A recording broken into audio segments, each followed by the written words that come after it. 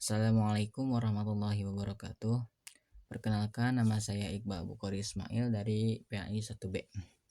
Saya di sini akan memaparkan materi tentang konsep kebebasan basis ontologis eksistensialisme manusia. Apa sih eksistensialisme manusia? Eksistensialisme manusia itu basis ontologis eksistensi manusia, basis ontologis di mana manusia merujuk pada fondasi atau hakikat yang mendasari keberadaan manusia.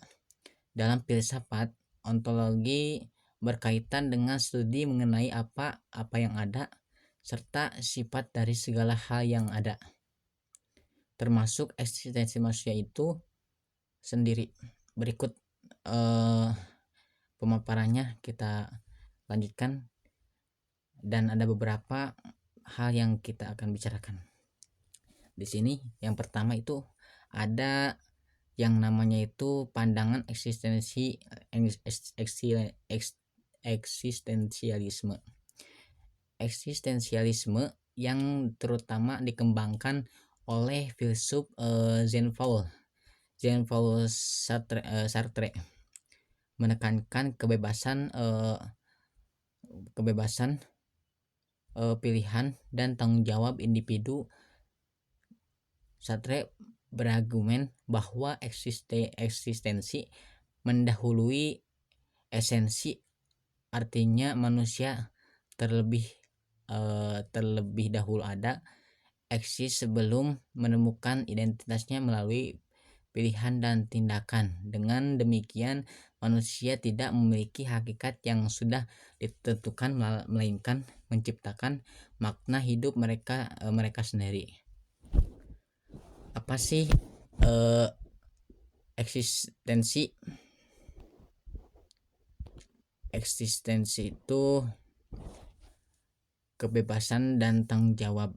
Sartre meyakinkan bahwa manusia dilahirkan tanpa tujuan yang ditentukan sebelumnya, dan mereka harus menemukan makna hidup melalui kebebasan memilih.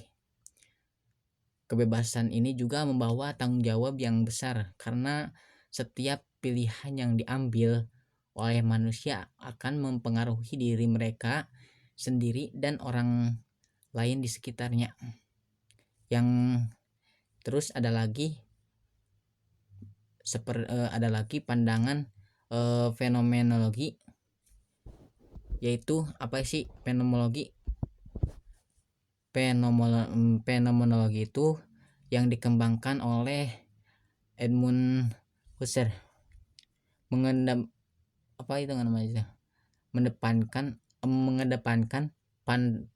mengedepankan pentingnya pengalaman subjektif manusia dalam memahami eksistensinya. Menurut Husserl, manusia tidak hanya ada di dunia, tetapi juga mengalaminya melalui kesadaran mereka sendiri. Inilah yang menjadi landasan ontologis untuk eksistensi manusia. Karena di dunia ini hanya dapat dipahami melalui pengalaman individunya masing-masing. Husserl menekankan bahwa pentingnya cara manusia mengalami dunia tanpa menganggap dunia sebagai entitas yang terpisah atau objektif. Sebagai subjek yang sadar, manusia memiliki hubungan yang erat dengan dunia dan sesama. Terus ada juga yang namanya itu pandangan Martin Heidegger, seorang filsuf Jerman, dalam karya Being and Time berusaha memahami keberadaan itu sendiri. Ia berpendapat bahwa untuk memahami eksistensi manusia, kita perlu namanya itu kita perlu meneliti hakikatnya terlebih dahulu dari being atau keberadaan itu sendiri. Heidegger memperkenalkan konsep desain yang berarti ada di dunia, yang menunjukkan keterhubungan manusia dengan dunianya. Keberadaan dan kematian. Heidegger meyakinkan bahwa pemahaman manusia tentang kematian sebagai sesuatu yang terlekat namanya itu ter terelakaan memberikan pandangan mendalam tentang eksistensi. Menurutnya, untuk hidup secara autentik, manusia harus berhadapan dengan kenyataan kematian. Dan ada peribahasa yang mengatakan mengapa ada pertemuan harus ada perpisahan. Dan di setiap makhluk yang hidup pasti akan merasakan mati. Itu. Yang selanjutnya itu ada pandangan teologis. Pandangan teologis ini namanya tuh perspektif teologis seperti yang dipaparkan oleh Thomas Aquinas. Eksistensi manusia dipahami sebagai ciptaan Tuhan. Aquinas berargumen bahwa manusia itu diciptakan dengan tujuan tertentu. Ia menggambarkan manusia sebagai makhluk yang terdiri dari tubuh dan jiwa yang saling terhubung dengan eksistensi yang merupakan bagian dari rencana Tuhan yang lebih besar. Misalnya tubuh dari jiwa. Aquinas melihat manusia sebagai kesatuan tubuh dan jiwa.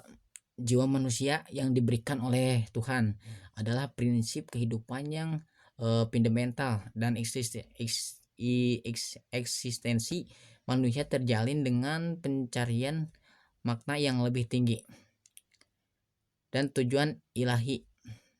Dalam perspektif ini, eksistensi manusia tidak hanya berkaitan dengan kehidupan dunia, tetapi juga pada pandangan atau tujuan akhir yang berhubungan dengan pengalaman namanya itu keselamatan jiwa dan hubungan dengan Tuhan.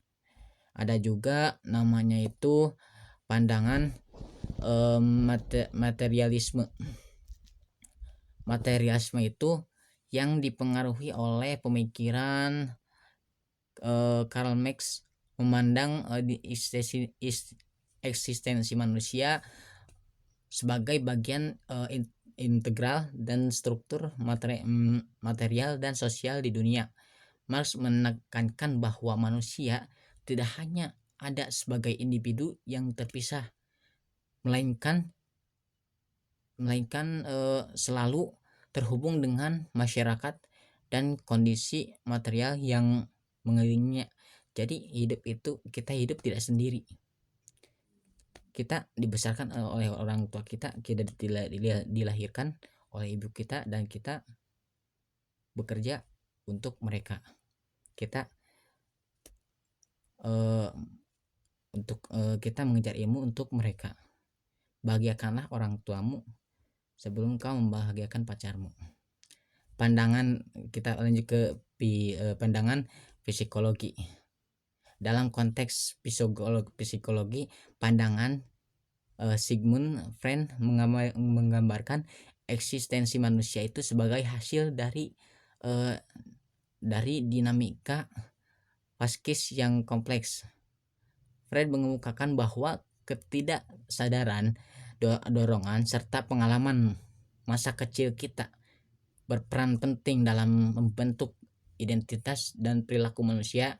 Melalui lensa ini, eksistensi manusia memahami dalam memahami dalam psikologis yang mendalam melibatkan konflik internal dan pemenuhan. Dari sudut pandang psikologi, khususnya teori yang diajukan oleh Sigmund Freud, pemahaman manusia tentang eksistensi manusia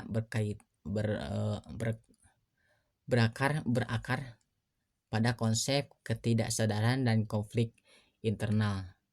Freud berpendapat bahwa banyak aspek dari kehidupan manusia dipengaruhi oleh dorongan dengan ketegangan yang tidak disadari oleh kita sendiri, yang sebagai besar bersumber dari pengalaman masa kecil kita dan insting biologis kita pada waktu kecil kita. Waktu kecil tidak, pemikiran kita masih ya tergantung ibu kita sendiri, kalau enggak ayah kita sendiri. Terus Freud membagikan struktur kepribadian manusia menjadi 3 elemen. Ia menjelaskan bahwa eksistensi manusia merupakan hasil interaksi antara dorongan dasar, kesadaran diri, dan namanya itu moralitas internal. Nah, dengan demikian eksistensi manusia itu tidak hanya ditemukan oleh kesadaran diri sendiri, tetapi juga dipengaruhi oleh dorongan yang bervariasi di luar kesadaran kita sendiri. Mungkin itu sekian dari saya, kurang lebihnya mohon maaf bila ada kesalahan karena saya masih tahap belajar. Ditutup. Wabillahi taufiq wal hidayah. Wassalamualaikum warahmatullahi wabarakatuh.